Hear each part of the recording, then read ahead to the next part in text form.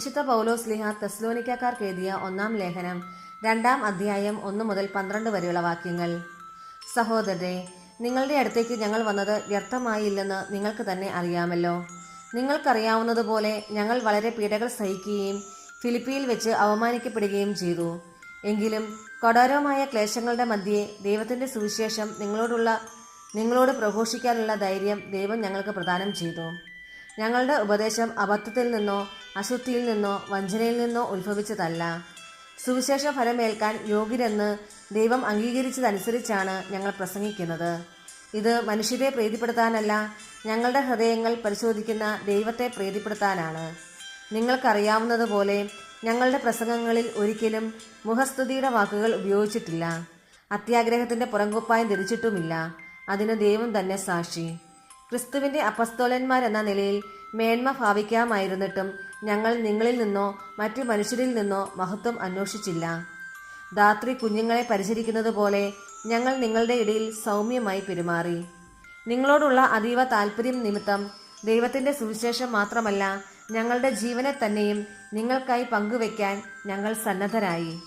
കാരണം നിങ്ങൾ അത്രമാത്രം ഞങ്ങളുടെ വാത്സല്യഭാജനങ്ങളായിരുന്നു. സഹോദരരെ, ഞങ്ങളുടെ കഠിനാധ്വാനം നിങ്ങൾക്ക് ഓർമ്മയുണ്ടല്ലോ.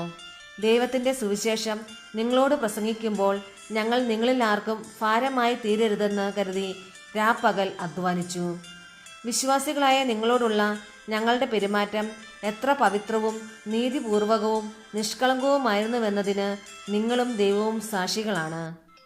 പിതാവ് മക്കളെ എന്ന പോലെ ഞങ്ങൾ നിങ്ങളെ ഉപദേശിക്കുകയും പ്രോത്സാഹിപ്പിക്കുകയും അനുശാസിക്കുകയും ചെയ്തുവെന്ന കാര്യം നിങ്ങൾക്കറിയാമല്ലോ. അത് തൻ്റെ രാജ്യത്തിലേക്കും മഹത്വത്തിലേക്കും നിങ്ങളെ വിളിക്കുന്ന ദൈവത്തിന് യോഗ്യമായ വിധം നിങ്ങൾ ജീവിക്കാൻ വേണ്ടിയാണ്. നമ്മുടെ കർത്താവായ മിശിഹായിക്ക് സ്തുതി. വിശുദ്ധ ലൂക്ക അറിയിച്ച സുവിശേഷം 17-ാം അധ്യായം 11 മുതൽ 19 വരെയുള്ള വാക്യങ്ങൾ. ജെറുസലേമിലേക്ക് ഉള്ള യാത്രയിൽ അവൻ സമരിയായ്ക്കും ഗലീലയ്ക്കും മധ്യേ കടന്നു പോവുകയായിരുന്നു. അവൻ ഒരു ഗ്രാമത്തിൽ പ്രവേശിച്ചപ്പോൾ അകലെ നിന്നിരുന്ന 10 കുഷ്ഠരോഗികൾ അവനെ കണ്ടു. അവർ സ്വരം ഉയർത്തി, യേശുവേ, ഗുരു, ഞങ്ങളിൽ കനിയണമേ എന്ന് അപേക്ഷിച്ചു. അവരെ കണ്ടപ്പോൾ അവൻ പറഞ്ഞു, പോയി നിങ്ങളെ തന്നെ പുരോഹിതന്മാർക്ക് കാണിച്ചു കൊടുക്കുവിൻ. പോകും വഴി അവർ സുഖം പ്രാപിച്ചു. അവരിൽ ഒരുവൻ താൻ രോഗവിമുക്തനായി എന്ന് കണ്ട് ഉച്ചത്തിൽ ദൈവത്തെ സ്തുതിച്ചുകൊണ്ട് തിരിച്ചു വന്നു. അവൻ യേശുവിൻ്റെ കാൽക്കൽ സാഷ്ടാംഗം പ്രണമിച്ച് നന്ദി പറഞ്ഞു. അവൻ ഒരു സമരിയാക്കാരനായിരുന്നു.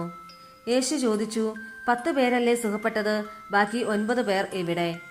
ഈ വിജാതീയനല്ലാതെ മറ്റാർക്കും തിരിച്ചു വന്ന് ദൈവത്തെ മഹത്വപ്പെടുത്തണം എന്ന് തോന്നിയില്ലേ? അനന്തരം യേശു അവനോട് പറഞ്ഞു, എഴുന്നേറ്റ് പോയിക്കൊള്ളുക, നിന്റെ വിശ്വാസം നിന്നെ രക്ഷിച്ചിരിക്കുന്നു. നമ്മുടെ കർത്താവായ മിശിഹായിക്ക് സ്തുതി.